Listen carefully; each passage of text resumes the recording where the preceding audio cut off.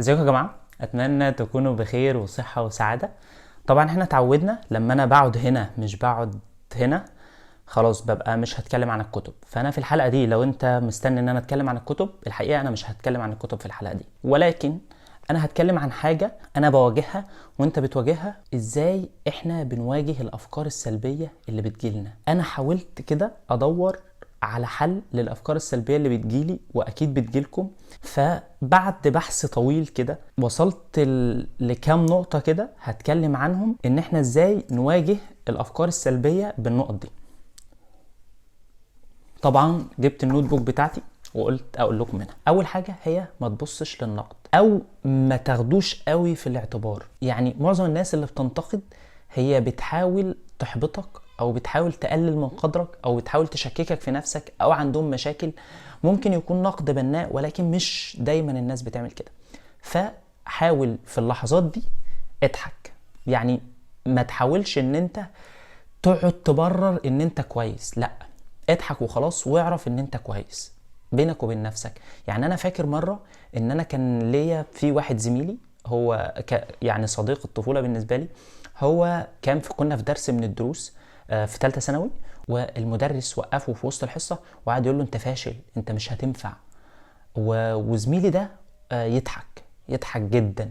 وبعد كده تمر الايام وصاحبي ده اعتبره واحد من انجح الناس في حياتي، هو اسمه عبد العزيز، ممكن اشوف الفيديو ده. فدي الحاجة الاولى، حاول تتعامل مع النقد اللي بيجيلك. الحاجة التانية وهي انك تعالج انعدام ثقتك بنفسك انت. اسأل نفسك ايه هي اسباب انعدام الثقة بتاعتك، ايه الاسباب اللي مش مخلياك واثق في نفسك، وواجهها. قول انا مش واثق في نفسي بسبب كذا. ولكن وانت بتعمل ده خلي عندك امل كبير وطموح كبير تجدده طول الوقت عشان يجدد ثقتك بنفسك. كل ما تحس ان انت واقع افتكر ان في امل كبير انت بتسعى له بغض النظر عن اي حاجة. رقم 3 وهي حاجة مهمة قوي، مهمة لحياتنا عموما، هي ما تخافش من اي حاجة.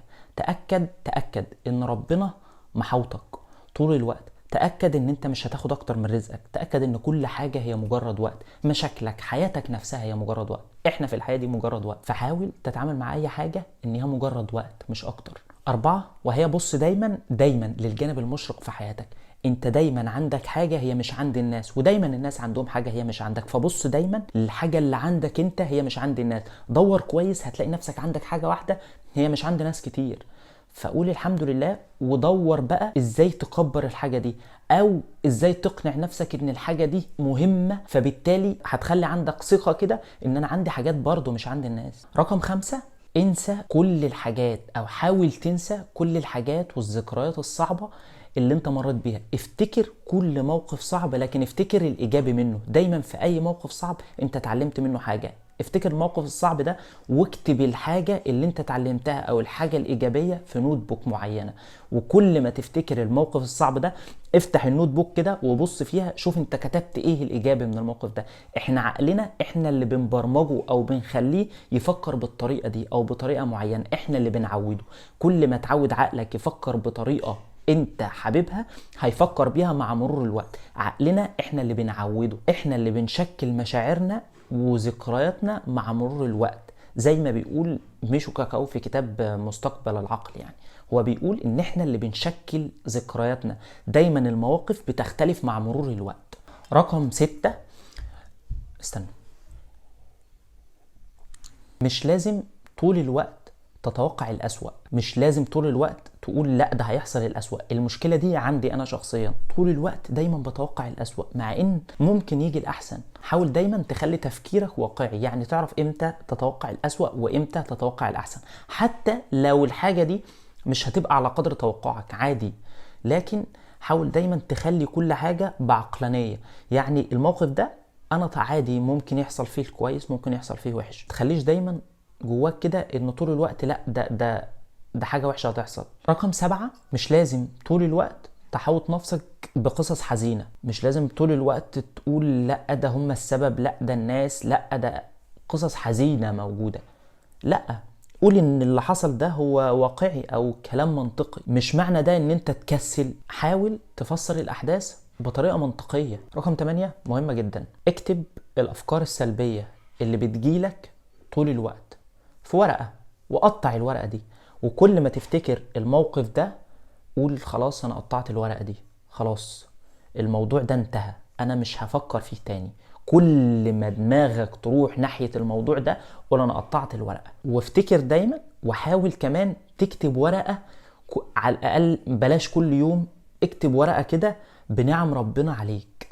اكتب ورقة بكل النعم اللي ربنا محوطك بيها، او كل الحاجات الايجابية اللي حصلت. كل ما الدنيا تضيق بيك بص في الورقة دي، هتلاقي في نعم كتير قوي انت مش واخد بالك منها. 9، طول الوقت ركز انت عاوز ايه وايه هدفك. بطل طول الوقت تشتكي من حاجات. ما تبقاش شكاء.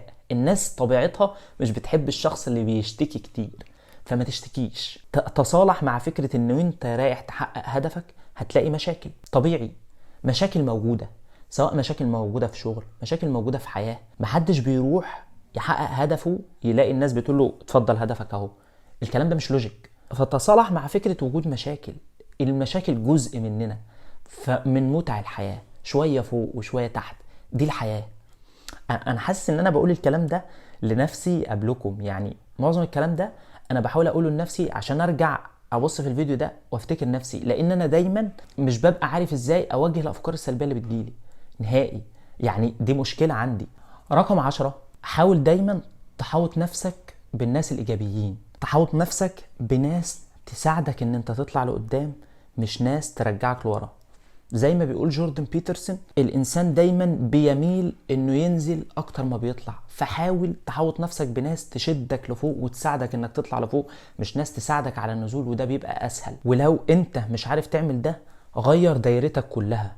هو هيحتاج جهد وطاقة كبيرة، ولكن انت محتاج تعمل ده عشان تبقى شخص احسن. البيئة المحيطة دايما ليك لها تأثير جدا على مكانك في المستقبل، ده رقم 1. ولها تأثير على نفسيتك. انت لما تكون مع شخص سوي نفسيا، او عندك صديق بيحتويك وقت غضبك، او بيفكر معاك بعقلانية، الموضوع ده هيفرق معاك جدا في حياتك بعد كده. فالبيئة المحيطة بينا بتشكلنا احنا، بتشكل مستقبلنا وبتشكل نفسيتنا احنا. ولكن اخيرا هقول الكلام ده لنفسي قبلكم، مش لازم دايما تلوم نفسك على حاجات ممكن تكون بايدك وممكن ما تكونش بايدك.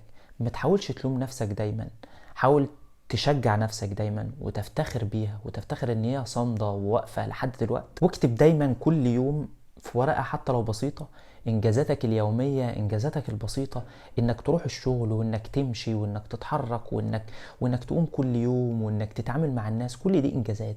اكتب دايما انجازاتك اليومية حتى لو في ورقة بسيطة، وشوفها كل يوم. صدقني الموضوع ده هيفرق معاك كل يوم جدا. الحلقة دي كانت بسيطة وصورتها بسرعة عشان بقالي شوية ما نزلتش حلقات.